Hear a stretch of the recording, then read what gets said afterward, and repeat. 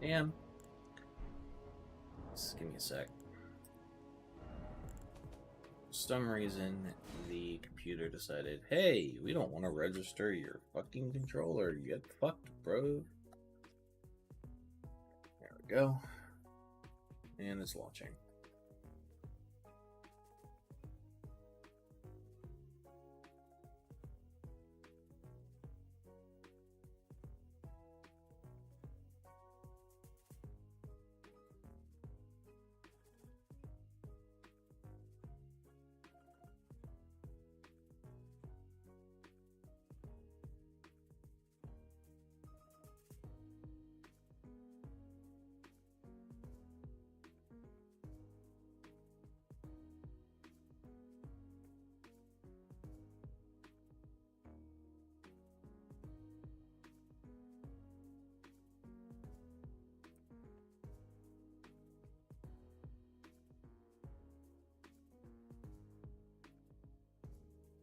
Gatey. Damn right, spooked. Do you want to like what is your main account, spooked? Like just because like I know spooked by stories is like what you originally came onto my thing is and what I've always called you. But like what is the actual thing you like name you would prefer me to like say? Just to be clear.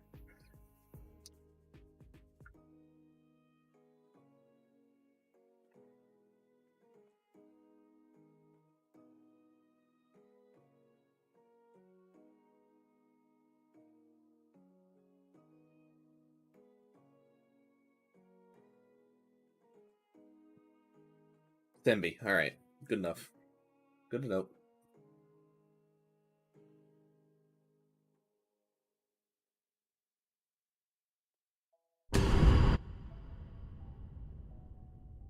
I mean, I'm not completely surprised if I'm being perfectly honest. You do have a shit ton of accounts.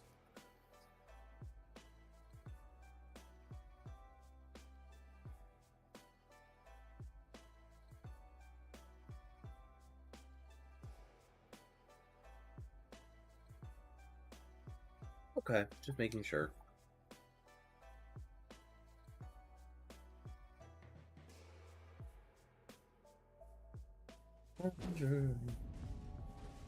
Let me readjust a handful of things on my end real quick just to make sure everything looks proper.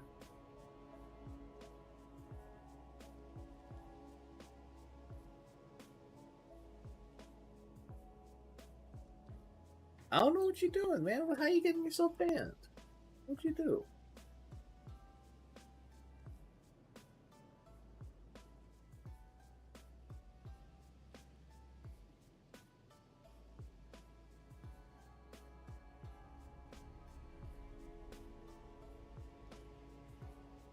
You ain't right. Shit, like you joke, but you ain't kidding, my dude.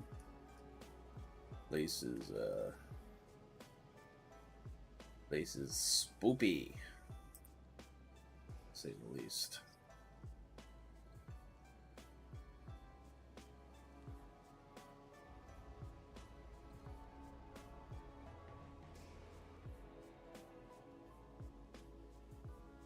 Group.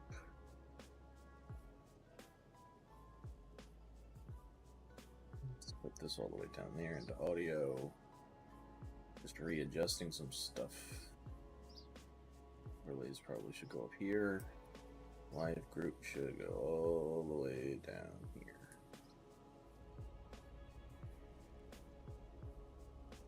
Come on, stop fucking fighting me. There we go. And voila. 15 minutes, man. I'm excited.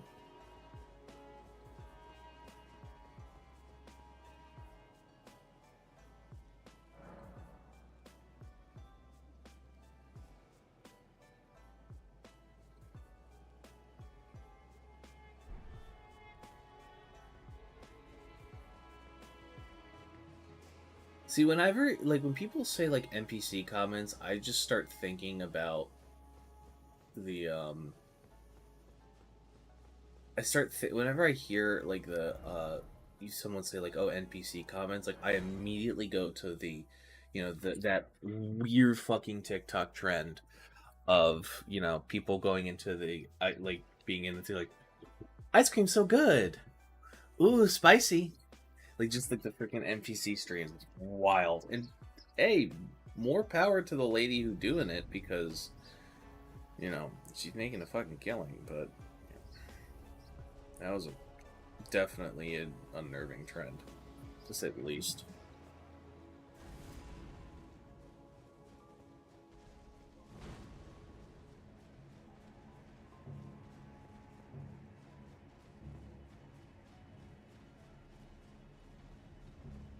Oh, appreciate it. But no, I know when you say NPC comments, I know what you mean. You do them on my stream from time to time. Don't bother me though. Chilling.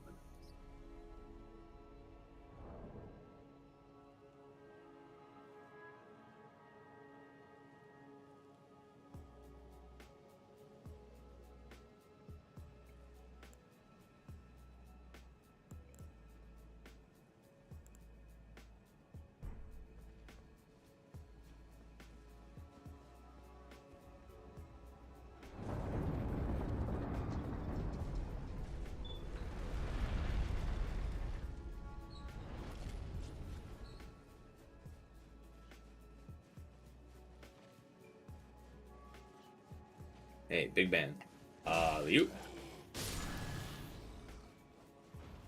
Damn, 2K just from him? That's insane.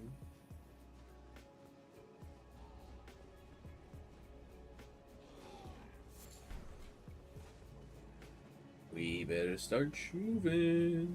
We better start. Have I played Hotline Miami? A little bit. Not enough to, like, really make, too much of a thingamadoohickey. Can't say I was necessarily a large fan of it, though, if I'm being perfectly honest. Wasn't, necessarily on board with it. I don't know, it just didn't feel like, when I played it, it didn't feel like my type of game. Maybe if I went back and played it now as a grown-ass man, I would have a different opinion of it, but for me, that's kind of where I'm at with it. It's a classic, don't get me wrong, it was, one of the mainstays of the, it was definitely a mainstay of the, early 2010s, indie game renaissance, but that is what it is. Hey Viking, how you doing? Welcome. You excited? Hey Viking, you excited for the Shadow of the Erdtree? Don't worry, I'm going to refactor this. Actually, I should probably move this over here because it's being overshadowed by the shit. So we're gonna stick this up here. That way y'all can see it. Yeah, that's the Blasphemous Blade. It's a remembrance weapon. You get it after beating one of the bosses, Rykard, I think. No, it is Rykard. What am I even saying? And then you get his blade. It's honestly one of the best weapons in the game. If you're doing like faith, strength, dex. I mean, like it has some of the best. It's like kind of like the best weapon in regard. Like it doesn't have the best scaling across those three attributes of any weapon in the game, but it also does fire damage, which basically everything is kind of like which most things don't have a resistance to except the fire giant, which is one of the bosses, and it also has whenever you kill something, it heals you for 4% of your health. Now that doesn't seem like a lot, but when you pair that with its weapon art, that heals you for a shit ton, depending on how how it does. One of the cool things is that if you don't necessarily want to use the Blasphemous Blade directly, you can actually offhand it. You can have it in your other hand, and just as long as you have it equipped in one of your slots, and it's one of your active weapons in either hand, you will regain that 4% health whenever you kill shit. So one of the fun things to do is to have the Blasphemous Blade out and pair that with the Sacred Blade or whatever. And when the Waves of Gold kills a shit ton of people, you get a crap ton of health back, because you get 4% back for each enemy defeated with it. So it's pretty entertaining. You just start using the Ruins Greatsword. That's a if you're doing an Unga Bunga build, that's not a bad one, especially for the early mid game. More power to you. Yeah, yeah. If you're doing an Unga Bunga build, I would highly, highly, highly recommend trying to get the Prelate's Great Hammer, but that doesn't. You don't get that until much later in the game. You defeated the Fire Giant trying to level up enough to beat Melania Blade of Mikola. Honestly, Melania. Here's the thing: Melania's hard, right? Melania's hard because she's a fast dexterity based character that also heals you every time you hit her. So one of the things that I have found, but here's the one thing you got to remember about Melania, right? She has no fucking poise. That's a lie. She has poise, but one of the concessions given to players to deal with her is she is not good at dealing with if you have hitting her with heavy attacks, spells, things of that nature. She definitely will go down like a sack of potatoes. Also, just a pro tip for when you get to her second phase, you can pop one flask before you immediately have to roll away, so you don't get hit for the timing. How's the problem? No, it's not offensive. You're absolutely welcome to ask. I'm waiting to hear back from the recruiters this week. If I don't hear back this week, I'm going to hear back early next week at the latest. And if I don't get this particular position, I've got some other stuff lined up with friends. My parents just sent me fucking war bonds from the early 2000s. It's fucking weird, but it is what it is. Have I beaten Millennia? I have beaten Millennia, I think, on approximately 29 of my 37 playthroughs. Yes, I've beaten her. Now, I want to be very clear that I do not have the same compunction of honor that people see, and I have absolutely no issue whatsoever using spirit summons and cheesy ass tactics. You will, when I go up here to fight. When I fight a boss up here, when I go to Castle Sol up here, you will see like what I mean when I say I live by the cheese, I die by the cheese.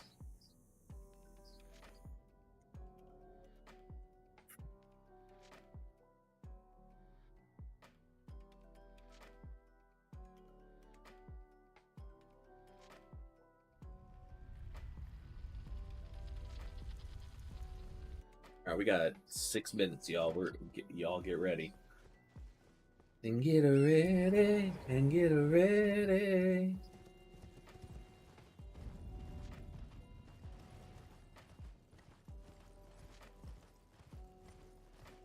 The only problem, Viking, I foresee you might having to deal with Melania is the fact that if you are doing an Unga Bunga build, you're gonna have to wait for. There's only a handful of times where like you can hit her, where there's a gap in her, attack spread, and especially with an Unga Bunga build in heavy dex bosses like that, you gotta a lot of dodging and a lot of planning very carefully. Recruiters are basically intermediaries that businesses go to when they want to hire somebody. So, say I'm, Joe Smo's advertising company, right? Say I want to hire a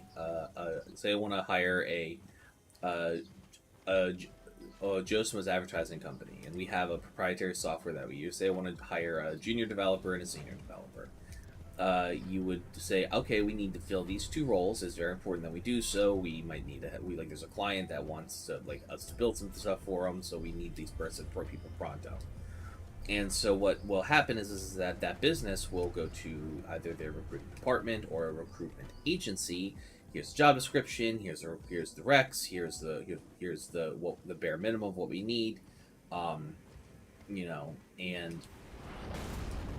And then what will happen is that the recruiters will then go start looking for people, making calls, like digging on people's LinkedIn's, taking in resumes, shifting through them, things of that nature, and and then they will pick a handful of qualified candidates, and they will present those candidates to the business, and the business will pick from out of those candidates. They will pick them. That is, it's an intermediary service that makes it so the business does not have to shift through either plausible or possible candidates. The problem is that in today's day and age, a lot of recruiters will not when you have people doing hiring that are closer to the business, you are more likely to get somebody looking at these application candidates who knows what the job fucking entails. And if you don't know what the job entails, and you're just going off keywords or recs, or where somebody went to school or what kind of degree they have, you're not going to be able to look at things like work experience and and how that correlates and how that could be beneficial to the job. There's a reason why it feels so hard to get a job in corporate America at the moment. It's because a lot of these recruiters don't know what the job entails, or if they do, or they just are using keywords in the resume. Like, one of the things that a lot of recruiters I've worked with, they says, here, edit your resume to add these specific keywords, and I'm like, I don't fucking know that. I can learn that. I'd be happy to learn that. I have this other technology that is very similar to. No, I don't know how. I haven't worked with MongoDB in any of my previous jobs. I have worked with Cassandra, which is also a NoSQL database structure that you can do, but it doesn't matter, right? They are using algorithms to shift through this because in an international, especially in my field, which is an international job pool, you end up having to use these tools. Otherwise you're going to be just inundated completely with too many things. But the consequence of that is you have laymen who don't know anything about the fields that they're looking for people to hire for, and people who would otherwise have been really good fits for the job, or even if they weren't a one-to-one knowledge fit, they might have been a stellar culture fit for the job. But they don't know. But they don't get to see those candidates like myself or others who might be a good fit and might need and might be a good investment as far as an employee is concerned, because all they get is nobody. Is they looking for a perfect person. So what ends up happening is that the current recruiter system just kind of leaves businesses without getting employees when they need them, because the recruiters are using hyper rigid parameters without caring for who might actually be a good fit for the job, and job seekers like myself are up shit's creek without a paddles, because I don't have the exact right keywords, so my resume didn't show up in the first 10 to 20 searches in the aggregator. So welcome to job hunting in a late stage capitalistic shithole. We're in hell, and I hate it here. I also have a hard time defeating ball bearing hunters. Vikings, so do I. I hate the ball bearing hunters. I killed them all one time just to say I did, and I never did it again. I stay away from the shaded castle. I do not need that negativity in my life at all. Get fucked.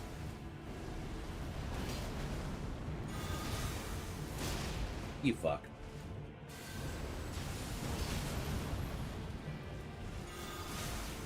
Get fucked. Get fucked.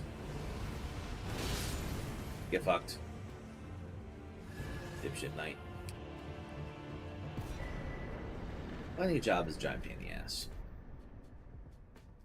Oh shit! We're down to the wire, folks. Get ready. I'm shutting the game off. I'm shutting the game off. I'm shutting the game off. Let's get ready. Peggy 16.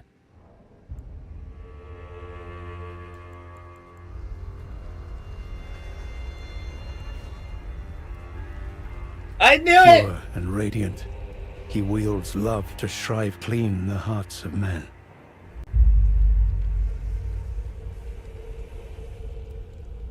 I knew it. I knew it was There going is to be the nothing more Kakuta Mikola. terrifying.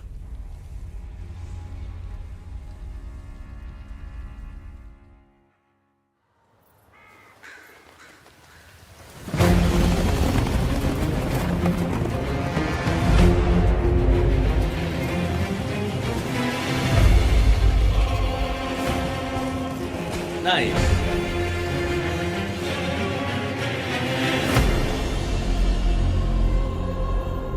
In that forsaken place, blood must spill. Blood of your fellows. The Erdtree faithful.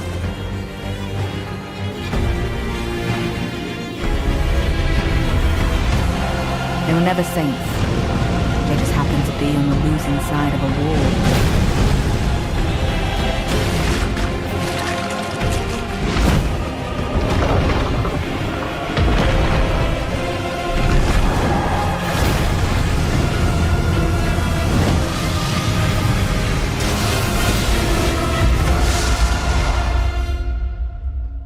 The fuck was that?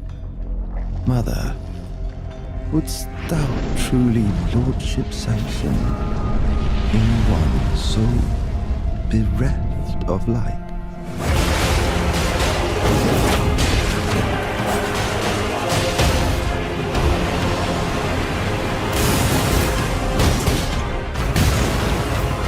Oh my god, they're adding on arms. I presume you, too, are keen to know just what kind Mikola is doing here.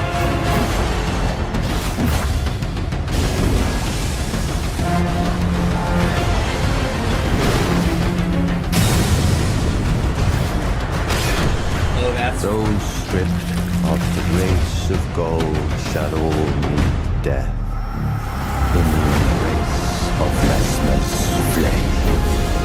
Come now, touch the withered arm, and travel to the realm of shadow. I will not be far behind. May we meet again.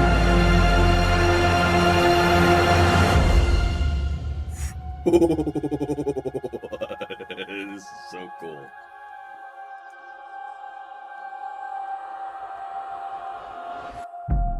Oh my god, it's America. Oof. It's coming out in June. Oh, that's so cool. Oh, the collector's edition. I kind of want it really badly. I gotta get it too. Let's fucking go. Alright, is that the video? Is that the entire thing? Okay, so we're gonna... Alright, so that was fucking dope. Let's watch that again. Let's watch that again. Alright, let's watch that again, alright? We're gonna go backwards. Alright, so I want to sit down and listen to the audio directly. Pure and radiant, he wields love to shrive clean the hearts of men.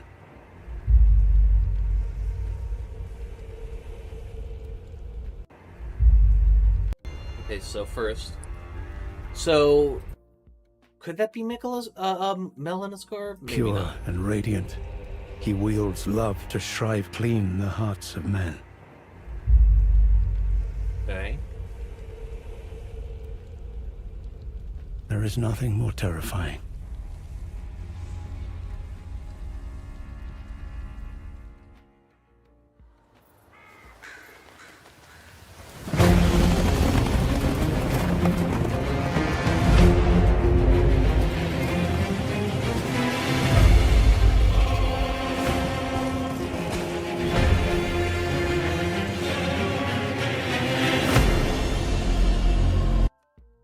New characters, maybe?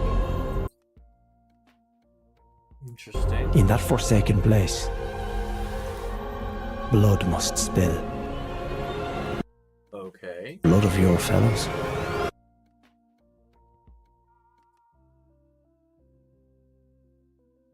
The Erdtree faithful.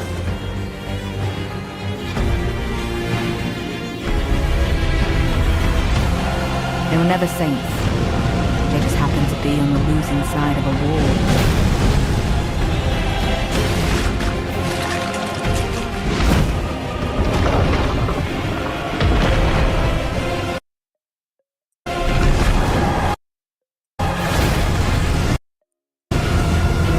Oh my god, that boss sprays death blade. Ugh.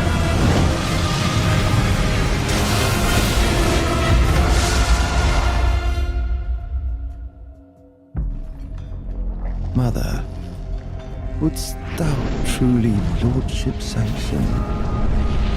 Wait, what did he say? Hold on.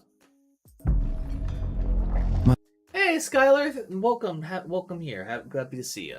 Mother, wouldst thou truly lordship sanction in one so bereft of light? Did he say? So he said, "Mother, would you really grant lordship to someone so bereft of light?" So that means he's talking about the Tarnished.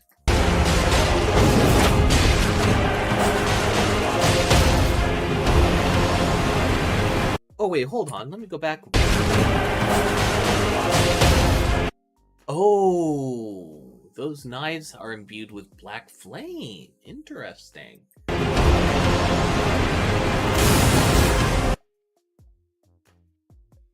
That's a new spell. That's an Ash of War. You're just like, I'm gonna hit you in the jaw 4 fucking times before I hit the ground. Get fucked. That Ash of War looks like it's gonna be fun as shit.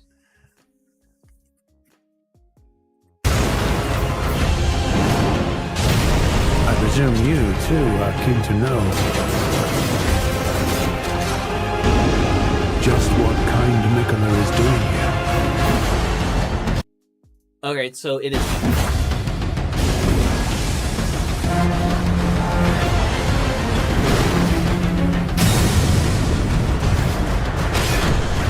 Those stripped of the grace of gold shall all meet death in the embrace of restless flame. Come now, touch the withered arm, and travel to the realm of shadow. I will not be far behind. May we meet again. That was Melina. So, Shadow of the Erdtree. So the fire dude with the snake is absolutely Mikola. And I think that's Marika. So, 2 theories, right? And I'm just doing this off grid. Either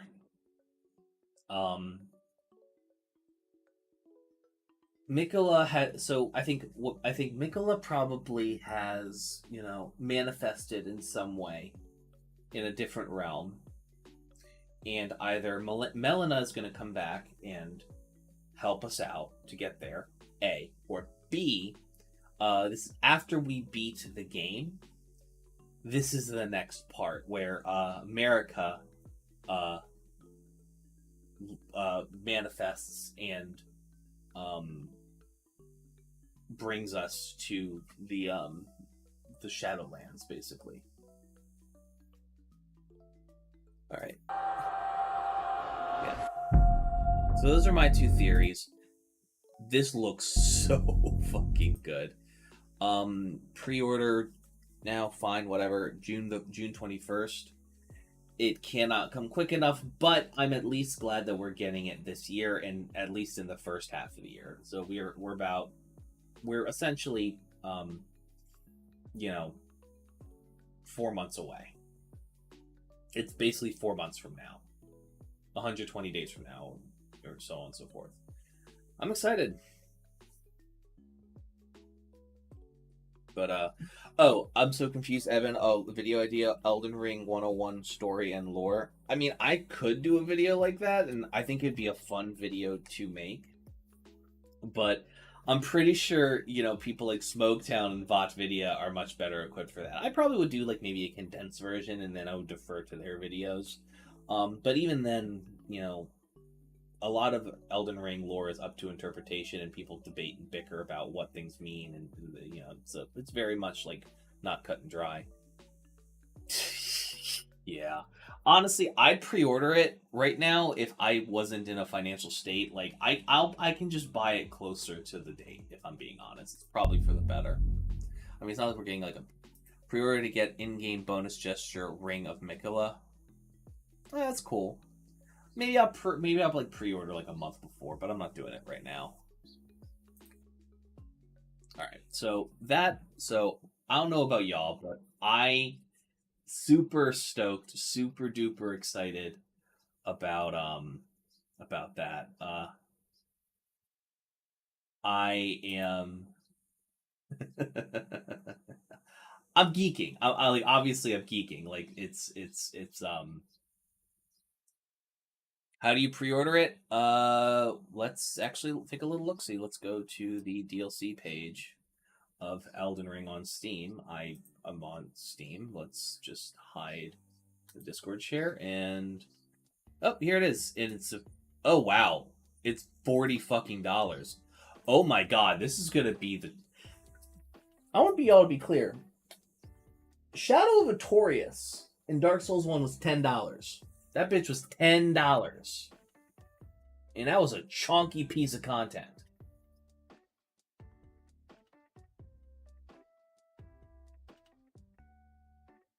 They're basically giving us another 2/3 of a fucking game. Holy shit. Yep.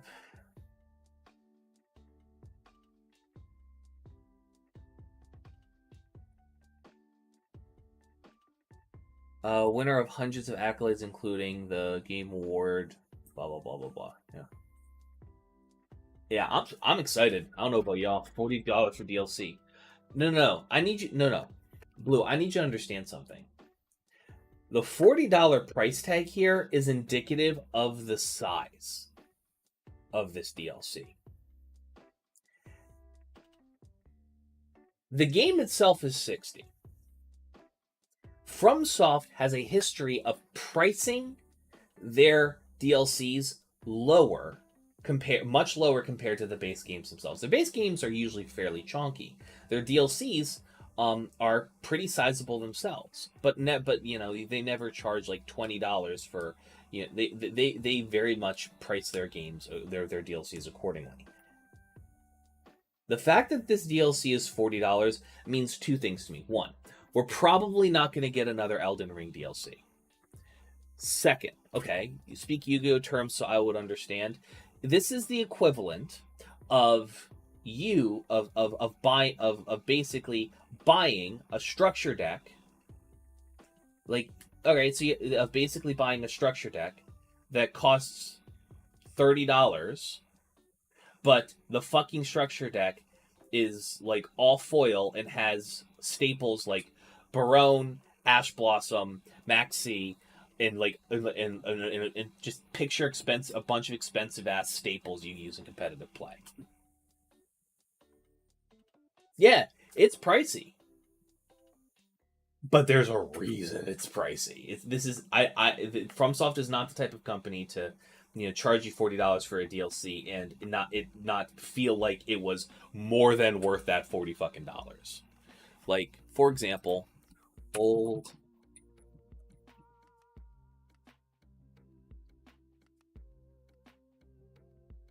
All right, so I want to be clear that Old Hunters, Bloodborne: The Old Hunters, which was the singular DLC for Bloodborne, was $20 retail. 20. And it is one of the best expansions FromSoft has made, in my personal opinion. Beautifully made, wonderfully made game, like DLC. I would have paid $30 for this DLC. This shit was $20. So the fact that we're getting the Shadow of the Erdtree, the DLC for Elden Ring, is going to be $40, tells me that we are either going to be getting an entire fucking game on top, like basically doubling the amount of content in the game, or at bare minimum, it's going to be like 2/3 to 3/4 of the size of Elden Ring by default. So, listen, FromSoft makes games that are for people who like FromSoft games, but when they make DLC and they make content and they make games for people in that audience, they fucking deliver. And so I gotta give credit where credit is due. Yeah, it's like the Miles Morales, like Spider-Man Miles Morales. You know, the game is the price of that DLC is worth the fucking, you know, cost of admission. So yeah, this I'm excited about. A lot of opinions. I like the look of the new spells. And so there's going to be obviously some new Ashes of War. Mikola looks fucking like sinister. I love it.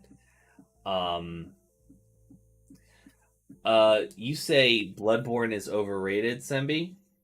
That is certainly a take. Okay. You do you, baby girl, I guess.